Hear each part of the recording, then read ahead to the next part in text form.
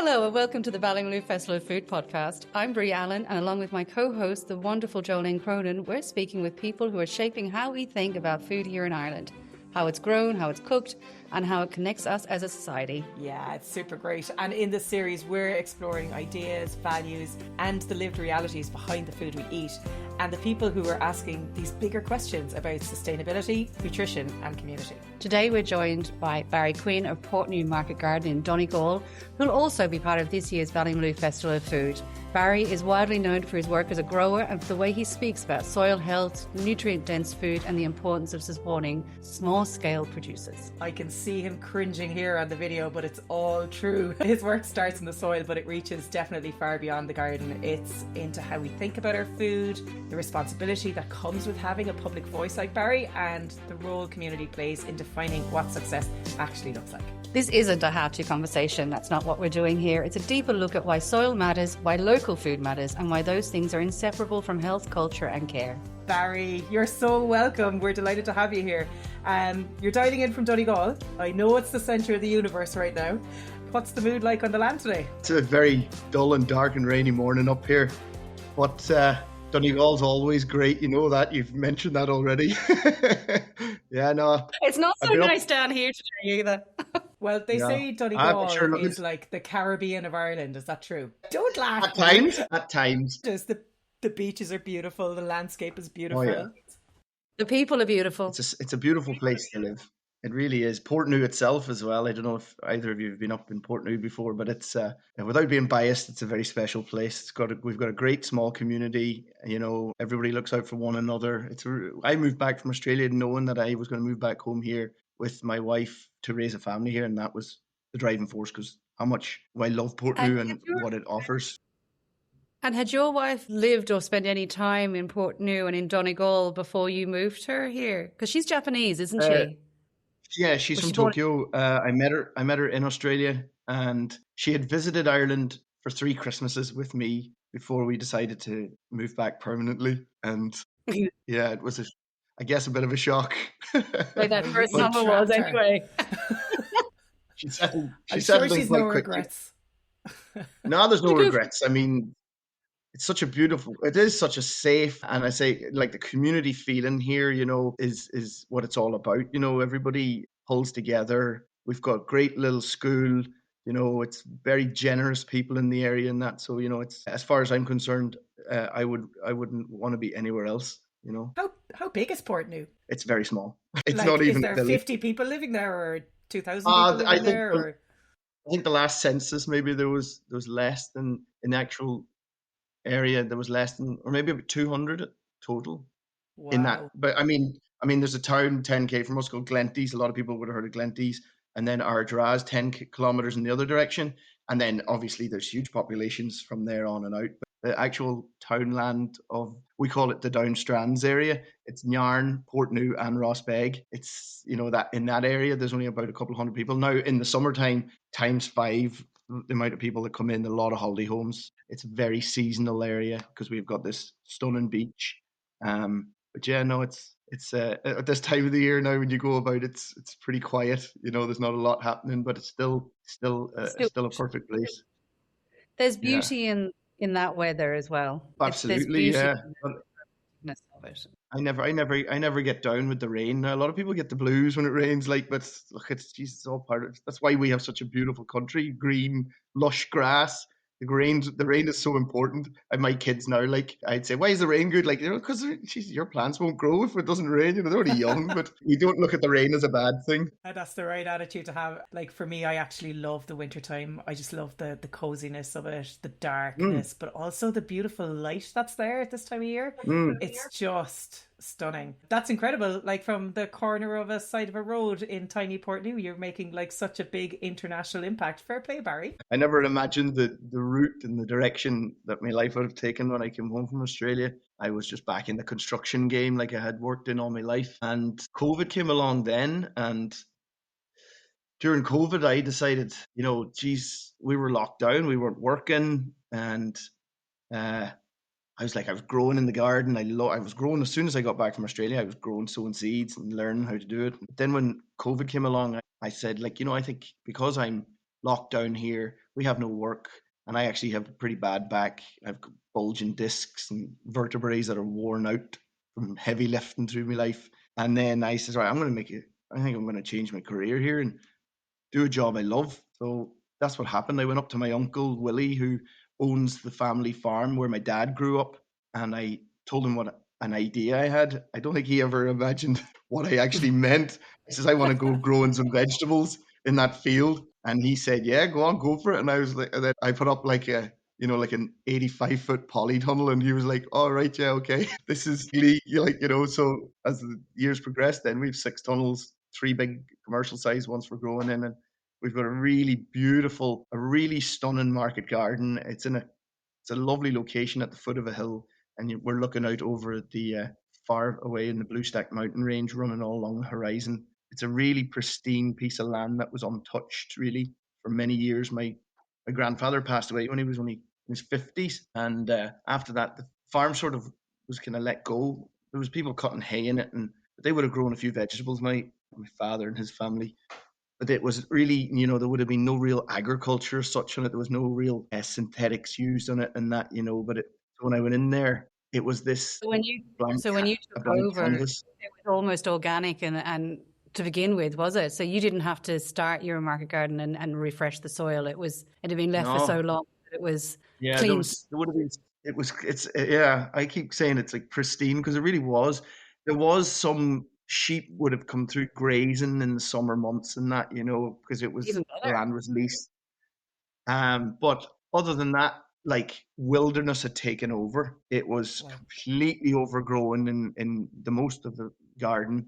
There was a part of the hill where we have our outside beds that was green grass because the sheep kept it sort of pruned all the time. But the fence lines had all been broken down. All the old stone ditches were all fallen down, and there was just willow, black sally trees everywhere growing. And Wow.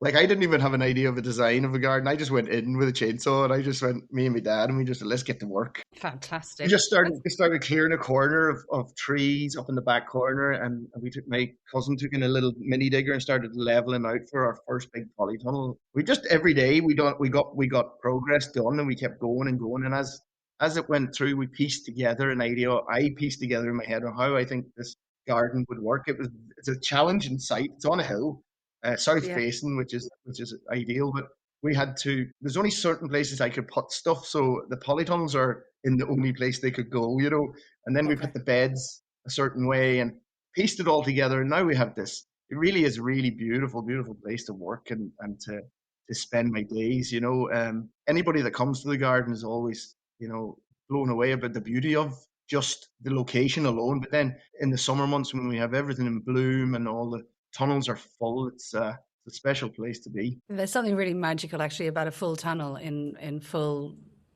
as you said, bloom, but Yeah, the output you can get from it and the smell and the ability to go and pick a tomato and put it straight into your salad, and it's just such joy. It yeah. brings such joy. Now tell me, Barry, you talk quite a lot about regenerative farming and organic farming and how what we do with the soil really, reflects the state of our health and how really on the bigger scale, we should be changing how food is produced. Am I right in saying this? Am I on the right sort of track of the messages that you're putting across? So tell me, Absolutely. I think regenerative farming, it's a really interesting subject at the moment. It's sort of a hot topic. No one really seems to know what the word means. Like, it's not being defined by any, like, everyone knows what organic farming is. Like, you can tell Yeah. there's a list and there's a description, but then you get your regenerative, and it's a free-for-all. So, I mean, for me, I'm beginning to think that it's a word that the big corporations are going to start greenwashing, and they're going to start using it, and very quickly it's actually going to mean nothing. So Yeah. your opinion basically is where I'm going with this. What do you think? Yeah, well, so you're right there. Regen Ag doesn't have a specific set of rules or regulations attached to it yet. I'm sure one day that will happen, just like organic production. But at the basis of regenerative agriculture, it is from the ground up. Like, how can we build our soils so that they will produce vegetables and grasses for our livestock? And it's a full circle of that. it's not about fixing something, it's about starting from scratch and making sure that the soil, which is the heart and soul of all life on earth, has that nutrients, that life within it that can go on to produce the food that we need to sustain us. So it's really getting down to the nitty gritty of what's in the soil, and how do we protect it. So when you look at the general way of regen ag, feed our soils, protect our soils, and they will give back to us. And it's basic enough, really. I mean, when you think about it, it's how it used to be done. 50, 60, 70 years ago, before the introduction of synthetic chemicals, which has had a devastating effect on our environment and, of course, our health now across the world. So it's more than just agriculture, it's more than just food, it's more than just animals, it's everything together. That this, like regenerative agriculture, as far as I'm concerned, is the only sustainable and achievable future that we have in food production in the world. Everything else is destructive. Types of synthetic chemicals are in some form destructive to our soil, to biodiversity, and to plant life. So, it is not rocket science. There's obviously a pretty good science to it, but, it's strip it back. It's basic, it's nature, it's how it used to be done. It's just about feeding our soils with organic matters and protecting our soil. And again, they'll give back to us. Yeah. You put it very well. Yeah, no, it's brilliant. It's like it's a fascinating subject to me. I went to a whole sort of conference in the UK about it. It's groundswell. I don't know if you know it. It's extraordinary, and it's all about regenerative farming. But each different talk I went into had a different definition of what regenerative farming is. No one really pinpoint what it is, and I think you just did actually. If that's what they could do with that word, then it's a great base and it's a great starting point for where it can move on and start making real change. Yeah, I think sometimes there can be a lot of waffle involved, but I think when you keep things as basic as you can and make it more, then it's accessible to people to understand, it's really stripping it back to what it used to be. I think that's generally the way.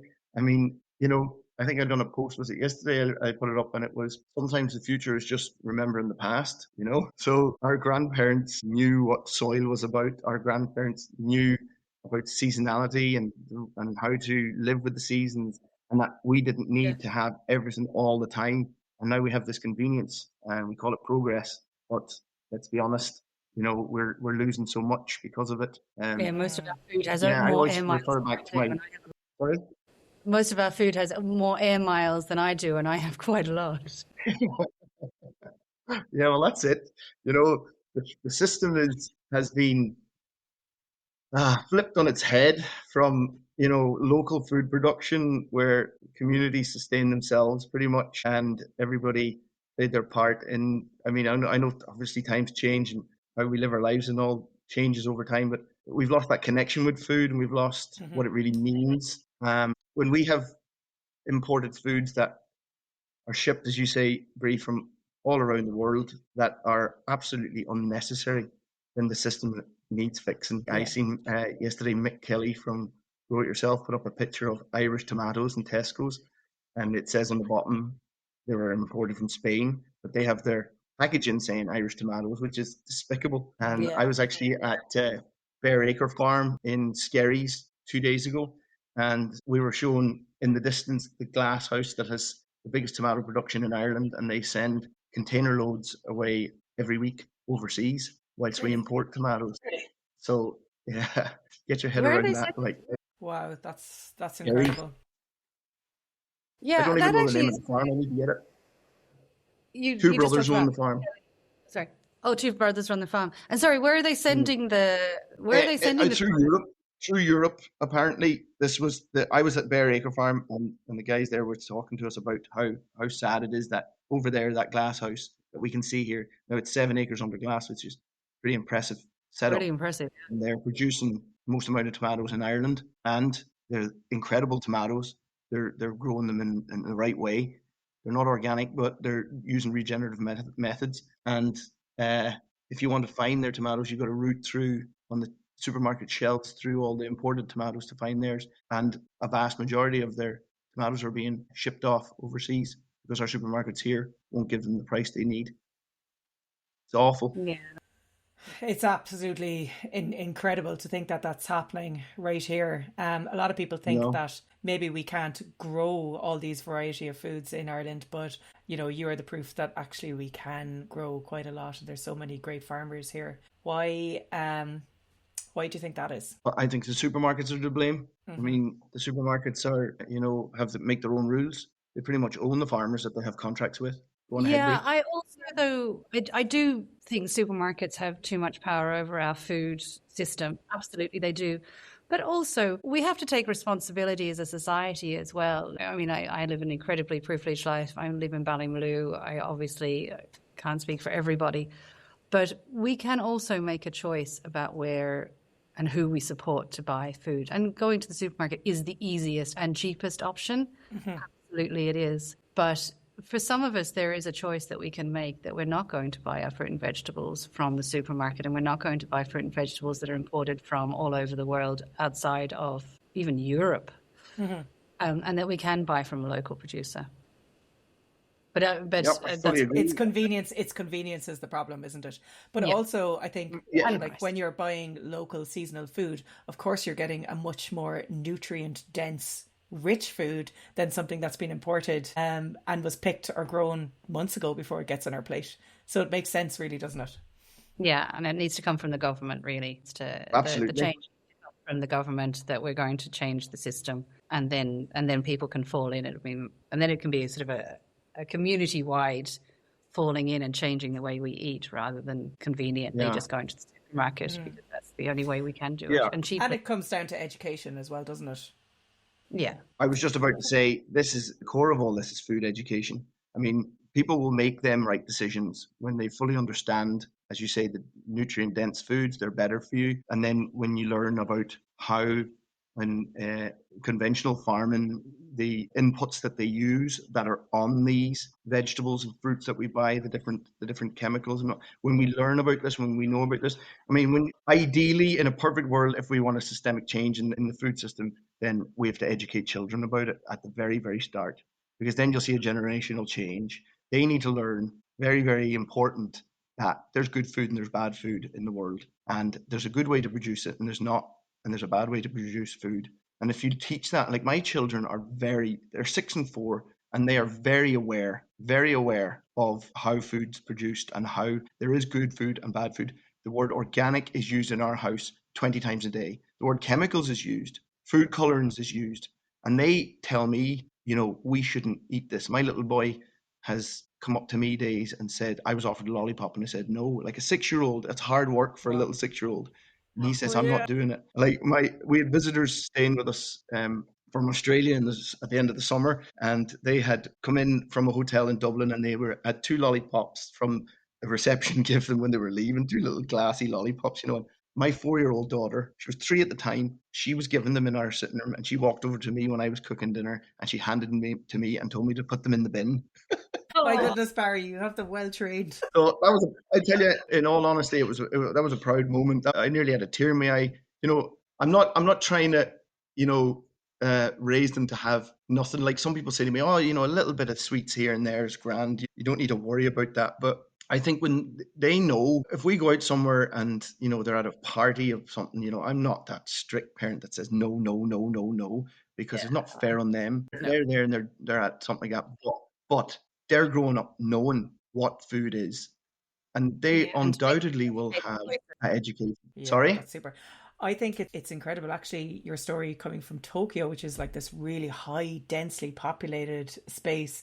Like, what's their growing systems over there? Like, do they have access to the kind of food that you're growing? And that change then in kind of being in Donegal in this open space. But that's a little thought process I have here. But one of the things that I actually want to know is, what is the reality of being a grower on a day-to-day basis? Like, the impact of what you're doing is very clear, but like, how does it actually work for you? You have a very, very small farm and you're growing, I guess, the most productive crops that you can in your space, and you're trying to keep the soil healthy. What's that like for you on a day-to-day basis? Oh, it's challenging. I mean, it's a balancing act, really. When you're growing on a small scale, it's like super intensive. You're trying to produce as much as you can on the short season. It really is quite a short season we have, especially for the likes of the summer crops. But I only grow 7 different types of vegetables at higher volumes. I learned quite quick after the first year. I dove in head first and I decided I wanted to grow everything. I grew 28 different types of veg. And after year 1, I said, right, let's sell what sells and let's do bigger volumes than that. But yeah, So what do you grow? So the vast majority of our sales is salad leaves, lettuce in the summer, in the spring, summer and autumn, and then an oriental salad leaves like Mizuna and Mibuna mix for the winter months, but not so much in the winter. We kind of wind down a lot in the winter because not that on a small space you can't really, because of the slowdown in growth, you can't really produce that much. So we really go at it hard in the summer months. We do, as I say, mostly lettuce leaves. We do kale, scallions, tomatoes, cucumbers, French beans, and garlic. That's it. Wow. But it works. Sorry? Did you say potato? Do you grow spuds? Do you grow potatoes as well? Did I hear that? No. No, we do grow potato. I mean, I grow a whole host of other things, but we don't sell potatoes. No, I grow them for ourselves. We grow squashes and courgettes and chili peppers and everything you can imagine for ourselves. We have onions stored, potatoes stored. We pickle cucumbers for the winter. We have tomato sauce in the freezer. We're kind of self-sustainable to a certain extent. But yeah, no, the garden is intense going in the summertime. It really is. From March really onwards through to September. There's too many hours, not enough hours in the day. I often do 16-hour shifts just to keep on top of things. It's hard work. Nobody's going to get into this game unless they love it, because there's too much labor. You would give up quite quickly if you didn't have a passion for it. But there's no better place for me. Like I just love going up. I love the whole process of it. I mean, feeding the soil, adding nutrients to the soil, and then sowing our seeds, watching them come to life, planting them out, and then at the end of the line harvesting them, and then our community enjoying them and getting nutrients and health from them.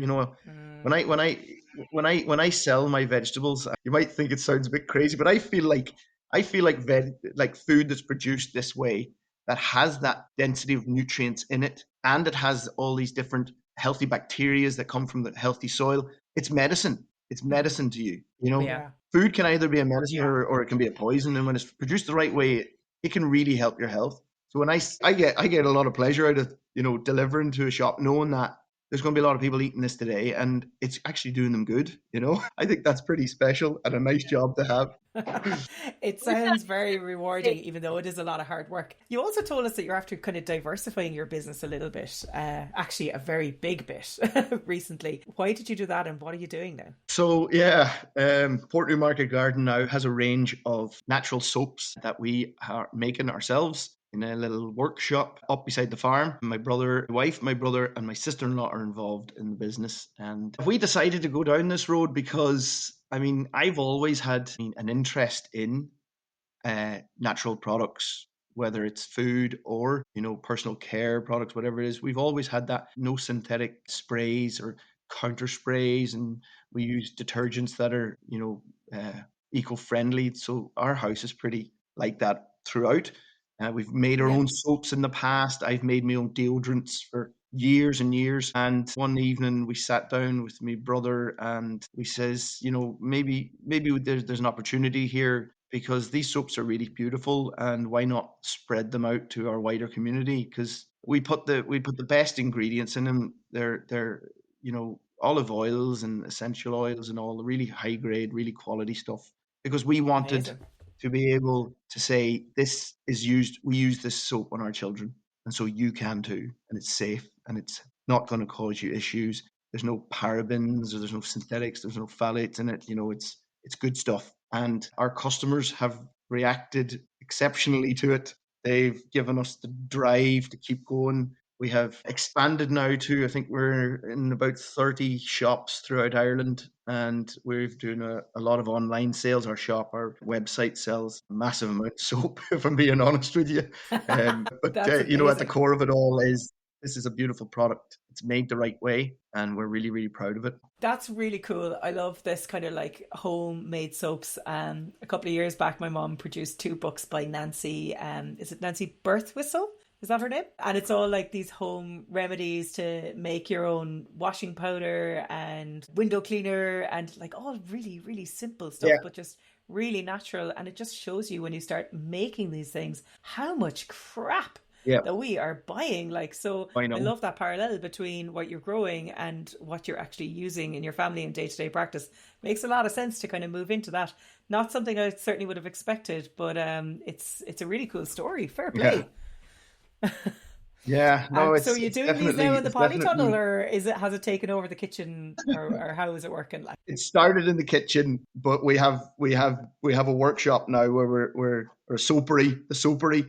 Now it's a temporary one. We will be building this year. We're going to make a start on a facility for expanding, because we have a whole range of other products in the pipeline, from bath salts, essential oils, deodorants, hand creams, lip balms. Everything is coming. It just takes time and a lot of work.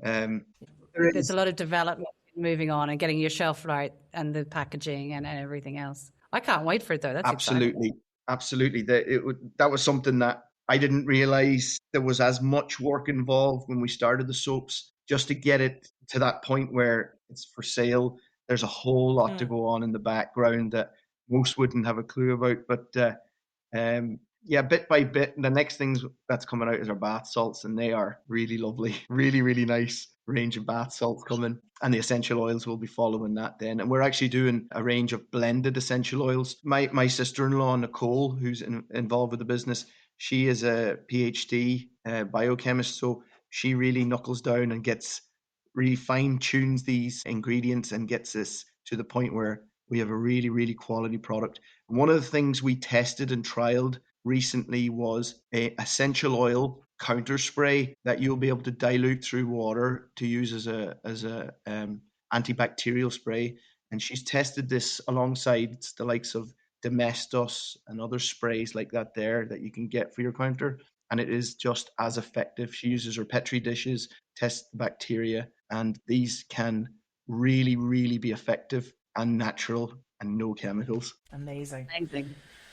Well done. So now you're moving from grower to soap maker, and well, we know that you're a social media influencer as well. How big is your audience these days online? Quite a bit, actually. Last night, my Facebook just went to 400,000, and if you add that to my Instagram, which is over 600,000 now, we're actually and bit of TikTok too, we're at 1.2 million. Jeepers! Oh my goodness! How did you start with the whole social media? And was it just something you started doing for yourself, or did you purposely set out to become an influencer? How did you start your influencing journey? And did you set out to? Was it just a way? Sorry, start again. Was it just a way to promote Portnoo Garden, or did you set out to become someone who was going to take it as a platform to make pivotal changes to the way we look at food? No, I never set out to be what you would call an influencer. I don't really use that term at all, really. But no, it was, I have a business here. I have a garden. I'm going to need to sell my veg. I'm going to have to tell people what I'm doing so that they might, know and understand where I'm selling and what I'm producing. So it was purely just to say, look, this is a garden. I have this, connect with customers, connect with shops. Then I realized that people were really getting a lot from it. They like to see the garden. They like to ask questions about growing. And so it went then into sort of a platform to encourage people to learn about growing. And I showed them my garden and showed this is how I do it. Then a number of years ago, I was reading about an article, and the next day I made a video where I was carrying a scallion through the garden, and I says, when you're at home today, think about this. There's a shortage of scallions in Ireland at the moment, and the reason is because there was a hurricane in Mexico, and because the vast amount of scallions that come into Ireland are coming from Mexico, and there was a pretty bad storm, and it really messed up production. So we were struggling in Ireland with scallions, and that video really was the initial one that people went, wow, that's interesting information. I didn't know that sort of thing was going on. So I thought, all right, I've got loads of stuff like this in my head. If you want more of that, I'll give it to you. So there was more, it just progressed from then. And then it's changed, always changing. I've always felt when it got to a certain point where there were, geez, I have 50,000 followers here, or I have 100,000 followers. Then it was very quickly. I thought to myself, right, I'm gonna actually use this platform to do some good. To try, first of all, maybe help people grow food themselves, or a bit of education on food and how it's produced and all. And it's just gone, snowballed really. Like two years ago, I put out a series of videos, just six part small series of how to grow your own food for absolute beginners. Camera quality was awful, grainy, blurry, editing was poor. But I put it out, and the response it got was amazing. I think, honest to God, over the course of this growing season, the amount of messages, I think like thousands of people jumped on board and said we're growing our own food now. That's fantastic. From people with young kids to people that were older people that had given up gardening and saying you've inspired me to get back into the garden again. It was That's really the an meaning amazing. of being an influencer. You're actually doing what influencers are supposed to do. Yeah, well, maybe, yeah. To make changes.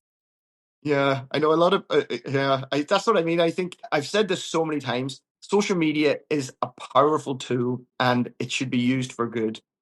Yeah, and your followers are so positive. It's this wonderful community because you come to our festivals, we often have you on our social media, and when we do a post for you, it's just magical. I mean, everyone gets positivity, and everyone That's gets because Barrie is so entertaining on his social media content. You come up with the chirpiest smile, and it's a lot of fun.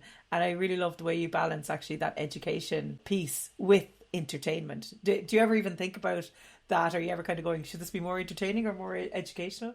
Not really. Sometimes I think that, like, for my friends and my family here, like, we're always having fun. Like, it's all going laughing and having the crack. Now, sometimes my videos are very serious, and I feel like maybe when I meet somebody that a follower, they're kind of maybe surprised that I'm as sort of upbeat as I am. They might think, God, you have a lot more energy. Like some stuff I talk about is pretty dark and pretty scary. Like, actually, after one of the talks I'd done at the festival 2 years ago, like, it was a really interesting and good talk, and I was like pumped after it, and I met one of my followers, and they were like, "Geez, you're full of energy." Like, that was great. Yeah. So no, I love it. I mean, it's just having fun at the same time. I don't want to be, the giver of bad news all the time. Even though it's very real. The information I share is all very real, and it can be very worrying if you really look into it. But at the same time, life's pretty good. Let's have a bit of fun too. Yeah. And there's responsibility that comes with it too. Responsibility to actually get your facts right as well. Absolutely. Do you feel that sense of purpose to yourself in order to kind of like give this information to people too? Yeah, of course. Geez, I mean, you don't want to be spreading misinformation. That's the worst thing you can do. I mean, what you're trying to help people at the base of this is, like, spread some positivity and spread some information that will actually help people and be a benefit to them. So I get countless messages every day. People sending me reels. You should share this. You should share this. You have to go. I mean, I can't respond to everybody, but you really have to be sure of yourself. With the information. And I mean, I spend nights just not really looking for content, but just reading information that I find interesting. And then I go, oh, maybe I'll share that, or people might find that interesting, or, wow, this is pretty serious now. This is a piece of content it'll make some people unhappy. Like, I've often thought to myself, maybe is this a bad idea? When it comes to naming particular companies that are, big and powerful, and will this come back and bite me? I have always posted. I've always done it, even though I've had those moments of doubt. Thankfully, I haven't had anyone knocking on the door, but I've seen it's actually pretty worrying. Some people that are very vocal in that area of synthetic chemicals. Companies that own these can be pretty serious and pretty powerful. And, I guess you have to tread lightly in that sense. But at the same time, you have to have a voice, and you have to say what you believe. And if you don't, your convictions.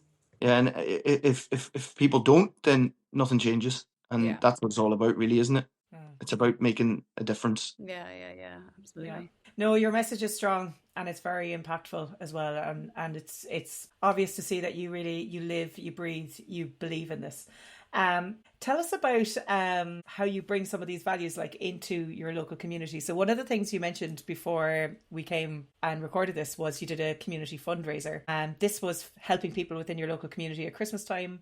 Yeah. Give us an insight into what happened. So on the early December, I spoke to my brother and I said to him, look, I'm going to try and do something this Christmas, use the reach that I have on social media to do something really positive for my community. Originally, the idea was I was going to do a fundraiser, a GoFundMe, and just say, look, I want to do something nice. And I was going to see if I could get a couple of €1,000 donated, and I was going to go out with my van, fill it full of bags of coal, and go and give them to the elderly people in the community. Barrie Father Christmas. But then I thought, I don't want to insult anybody, and I don't want to. I don't know who to pick. Some people might need this, some people might not. Some people might take it that they don't need it. Mm-hmm. So I actually decided to go down a different route, and I went to the Downstrands local family resource centre, which is actually 2 minutes beside. I can see the building from my house here as I'm talking to you, and so I went in. I sat down with some of the staff in there, and the question was, "Do you know people in the community that are struggling?" And they said, "Big time. There's a lot." So I said, all right. And we sat for a couple of hours, and I heard the stories, all very confidential. I didn't hear any names. Obviously, that's the way they work. But the stories were there. And several times throughout that talk, both my eyes and the incredible members of staff, eyes filled with tears, because it's sad what's going on. It's crazy, to be honest. There's poverty everywhere. Working poverty, they're calling it. People who are hard working fall behind, and they end up on the back foot, and they can't get ahead. And they can't. The stories are, there's people, neighbours, that don't have heat and oil in their homes in the winter. They can't afford to put petrol in their car. They can't put food in their fridge. Yeah. Now, these were all in varying levels. Some were devastating. Some were beyond belief. So I left that meeting with an idea. I was very emotional after I came out of it, and I made a video, and I says, here's a GoFundMe link. If you can help, I'm going to try and help these people in my community get through Christmas with a bit of happiness and no stress. And it just took off. After the first hour, there was €4,000 in the fund. After hour 2, there was 8,000. By the end of it, at Christmas, it was €55,000 raised. That's amazing. That is fantastic. And on the run up to Christmas, the incredible staff, I must really tell you, the staff that works in these resource centres are dealing with really, really, hard work. To hear this story day in, day out, to see people that are struggling like that. So they knuckled down and they got to work. We got allocated vouchers from different businesses for oil, for food, for coal, and we helped 40 different families and individuals on the run up to Christmas. We helped them get through Christmas, and we're still helping them. We still have a lot of money in the fund. We are getting phone calls. They are getting phone calls, every week, saying, I seen this. Can we just, our houses, I can't stay another week in the house with cold. It's that sad. Yeah. But I've had this conversation now many times over the last month. And as sad as it is, the beautiful thing about this is how positive it has been and what has happened from it. It's my community came out in force and donated massively, but we got donations from all across the world. And it really shows how, and this is I preach all the time, you don't need to know somebody to help them. That's what life is about, is making an impact on someone's life that you'll never ever meet. And I do that with my social media, and I do that, and we're doing it now with a fundraiser, and it's touched a lot of people, and it's given people a lot of hope in our community that it's called an emergency fund now. It's there, it's going to be added to. And here's a really lovely thing that happened. A day after I started the fundraiser, Nevin McGuire and Kenny, his brother, contacted me, and they said, we're watching what you're doing. and we want to help add to that fund. And so on the 9th of March, I've started organising it last week. Nevin's doing a cooking demonstration in Letterkenny, and he's going to donate his time. Kenny's donating his. Kenny Maguire's an incredible cooking demonstration stage builder. Doesn't he? Yeah. So they're both donating their time. We have all the staff from the Downstrands Resource Centre. Myself, my brother Dan is one of the organisers. We've already got sponsors on board. We've got auction prizes, raffle prizes being donated, and we have a target of now €25,000 that we're going to raise that night. We're going to get there 100%, and we're going to put that into this fund. Now this thing that started off with me with a van load of coal is now an emergency fund for my community, and here's hoping that it continues, that we will go further afield. This fund will turn into something that will really help a lot of people this year and for years to come. Yeah, it sounds like it's a format that actually you could move outside of just Donegal, and you could move it into all the different counties as well, and it could become something really amazing. I mean, this is amazing already, but there's another way of planting seeds, I think. Yeah, that's great. Yeah, what she said. It really shows the generosity of people. People are so generous, I got some messages. I got a message from a woman in Scotland. She sent me a message on Instagram, and she said, I have a house. I have food in my fridge and I've heating, but I've only £10 this week and I'm giving you 5 of it. Aww. And that was across the board with people. Now, people were given varying amounts. When you see someone putting in a couple of euro, they didn't need to do that, but they are doing it, because they want to help. That's the generosity is just, it's amazing, really. It's amazing. But yeah, we're going to make it happen. We're going to do this fund, this cooking demonstration. Undoubtedly will be a brilliant event. That's the 9th of March. And how do you know yet how people can book tickets to it, or how? Yeah, we have an event. We have an Eventbrite set up. If you go into Eventbrite and you put in cookery demonstration Nevin Maguire, you'll see the one in Letterkenny. You can book tickets. Yeah, we've got Donegal food producers showcasing their wares on the night, selling their wares. As I say, we'll hopefully get a few Donegal superstars to show their face too. Watch this space. And, I'll put a link in the show notes, Barry, so people can donate. Yeah, that'd be great. And hopefully find out a little bit more about it. Come here, I can't wait to meet you at the Festival of Food this year. Yeah, I'm really excited about it. That's the festival has become, each year it comes around. I really, really look forward to it. It's such an amazing weekend. It's so much fun. So much fun. You eat so much good food and you meet the best people. It's just from the moment we arrive at Ballymaloe, it's just this atmosphere about the place that draws you in, and it's that everyone has this sort of buzz about the place. All the people that are showcasing, all the people that are selling their stuff in the market, and then the people doing the demonstrations. It's like a big family of people that are there to embrace food and have fun. I just love it. I remember meeting you and your brother last year. That was the first year of the food festival, and the two of you are like walking around with this like happy glow, doe-eyed, and look, this is so much fun. And it was so much fun. We were all having the best crack ever. But it was great to meet your brother.